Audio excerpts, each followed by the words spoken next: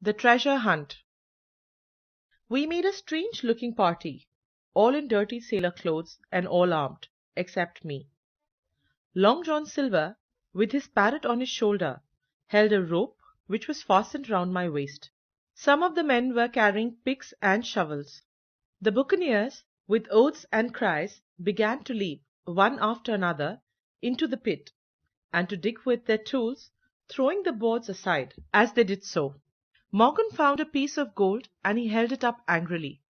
It was a 2-guinea piece, and it went from hand to hand among them for a minute or so. 2 guineas only? Roared Mary, shaking it at Silver. That's your £700,000, is it? Dig away, boys, commanded Silver, with the coolest look. You'll find... Friends, do you hear that? Mary screamed. I tell you now, that man there knew it all along. Look in the face of him, and you'll see it written there. Ah, Mary, said Silver, you are standing for captain again. You are a pushing lad, to be sure.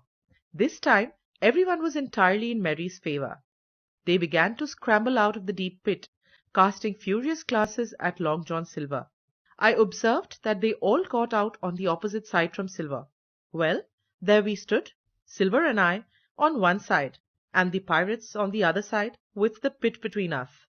Silver never moved. He watched them, very upright on his crutch, and looked as cool as ever I saw him. He was brave, and no mistake. Jim, he whispered, take that and be ready for trouble. He handed me the musket. At last, Mary said, Mates, there's 2 of them alone there. One's the old cripple with a crutch. It was his idea. He has brought us here. The other's only a boy. I want him. Now, friends. He raised his arm to shoot. Just then, crack, crack, crack, 3 gunshots came from behind. Mary fell. The pirate with the bandage fell on his side.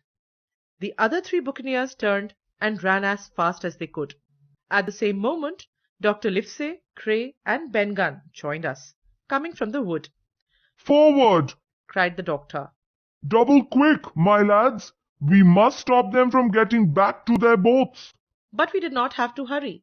In a more open part of the plateau, we could see the 3 pirates still running in the same direction as they had started, right from Mizzenmast Hill. They had no way of escaping. We sat down for a rest. Dr. Livesey sent Grey back for one of the pickaxes deserted by the buccaneers in their flight. Then, as we proceeded leisurely downhill to where the boats were lying, he related, in a few words, what had happened to the treasure. It was a story that deeply interested Silver, and Ben Gunn was the hero of it.